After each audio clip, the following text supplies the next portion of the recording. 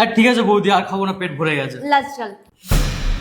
ঠিক আছে, না না না খেয়ে কিন্তু বাইরে যেতে নেই, ধরো। ঠিক আছে, হয়ে গেছে, আর খাবো না। এটা লাস্ট। আচ্ছা তুমি একটু দাঁড়াও, আমি লাঞ্চটা নিয়ে আসছি।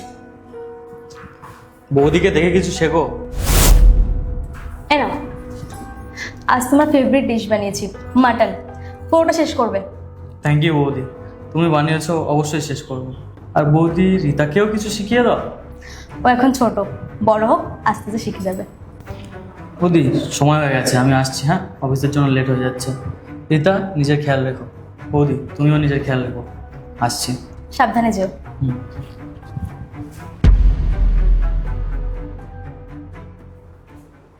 শ্রুতি, তুমি সব কি করছো? কেন, কি হয়েছে? কেন মানে? তুমি রূপমকে গালে তুলে কেন খাইয়ে দিচ্ছিলে? হ্যাঁ তো ওকে গালে তুলে খাইয়ে দিয়েছি তো কি হয়েছে? আরে ও এখন বাচ্চা নাকি যে তুমি ওকে গালে তুলে খাইয়ে দিচ্ছ? আরে ও বড় হয়েছে, ওর বিয়ে হয়েছে, তুমি ওর বউয়ের সামনে ওকে খাইয়ে দিচ্ছ, তার কেমন ফিল হবে?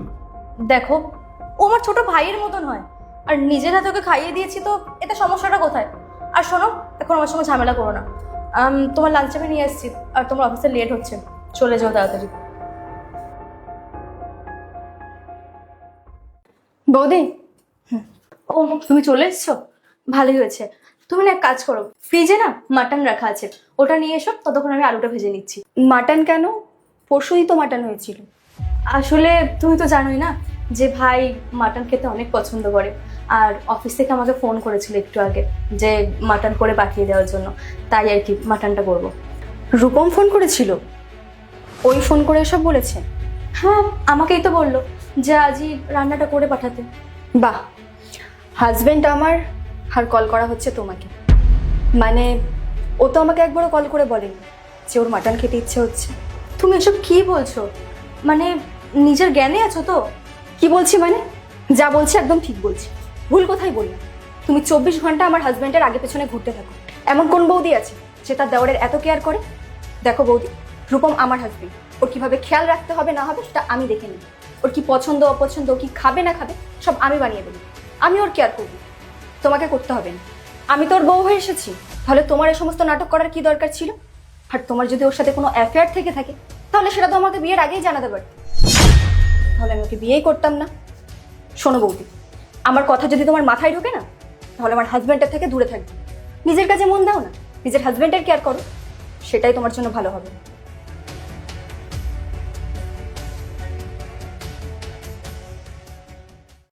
শোনো, হ্যাঁ বলো। আমি বলছিলাম আমাদের বিয়ের 6 মাস হয়ে গেছে, আর এখনো পর্যন্ত আমরা দুজন দুজনকে সেভাবে জানি না। মানে তোমার কি পছন্দ, তোমার কি ভালো লাগে কি খারাপ লাগে, সেগুলোই একটু বলো না। আচ্ছা এই কথা, তো তুমি এই বৌদিকেই জিজ্ঞাসা করে নাও না, কারণ বৌদি আমার সম্পর্কে আমার থেকে ভালোই জানে। এটা বৌদিকে জিজ্ঞাসা করার কি আছে? আর তুমি তো আমার হাজবেন্ড, তুমি আমাকে বলবে। আর তাছাড়াও এসব ছোটখাটো ব্যাপারে বৌদিকে জিজ্ঞাসা করাটা কি ভালো দেখায়? আরে না না, বৌদি কিছু মনে করবে না, কারণ আমরা দাদা বৌদি 7 বছর ধরে একসঙ্গে আছি, তো বৌদি ভালো বলতে পারবে। তোমাকে একটা কথা বলছি, তুমি কিছু মনে করো না। তোমার আর তোমার বৌদির কি একটু বেশি বেশি হচ্ছে না? মানে? মানে এটাই যে তুমি তোমার বৌদিকে একটু বেশি গুরুত্ব দিচ্ছ না। আমি তোমার ওয়াইফ, কোথায় তোমার আমার দিকে নজর রাখা উচিত? কি 24 ঘন্টা বৌদি বৌদি করতে থাকো? আমার তো মনে হয় আমি ফালতু ফালতু এই বাড়িতে বিয়ে করে চলে এসেছি, কারণ তোমার কাছে তো সবকিছুই তোমার বৌদি। আরে রীতা, তুমি যেমনটা ভাবছো ওরকম কিছুই না। আমি বৌদিকে আমার বড় দিদির মতো দেখি, আর বৌদিও আমার ছোট ভাইয়ের মতো ভালোবাসে। আর তুমি তো জানোই যে আমার কোনো দিদি নেই, তাই আমি বৌদিকে এত ইম্পর্টেন্স দিই। আর এসব নিয়ে তুমি এত বেশি ভেবো না, তুমি শুয়ে পড়ো, অনেক রাত হয়ে গেছে, আমার অল্প একটু কাজ আছে, আমি করে আসছি। দেখতে গেলে রীতা যা বলেছে ঠিকই তো বলেছে। তুমি এসব কি বলছো? আরে ও আমায় কত খারাপ খারাপ কথা বলেছে, আর তুমি বলছো ঠিক বলেছে?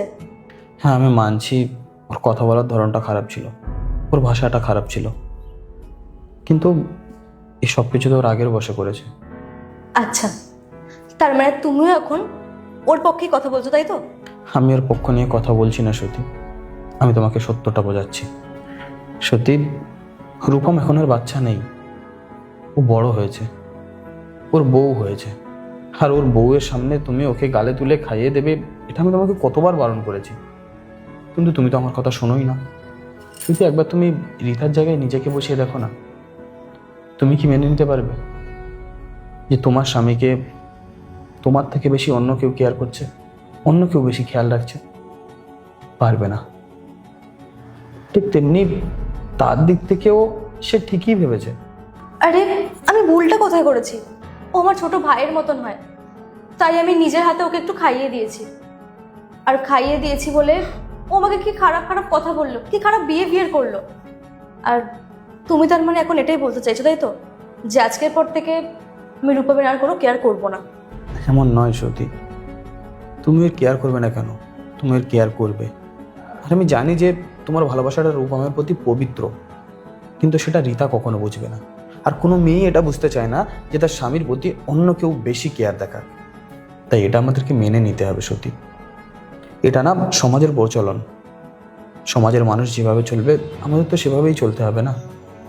আর তুমি রূপমের খেয়াল কেন রাখবে না, তার কেয়ার কেন করবে না? করবে, কিন্তু সোজা পথে নয়, একটু অন্যরকমভাবে। রূপমের যেটা পছন্দ, তার যেটা ভালো লাগে, সেটা তুমি রিতার কাছে গিয়ে বলো, সে তার জন্য করবে, দেখবে তারা আরও বেশি খুশি হবে। এতে তোমাদের সম্পর্কটাও ভালো থাকবে, তাই না?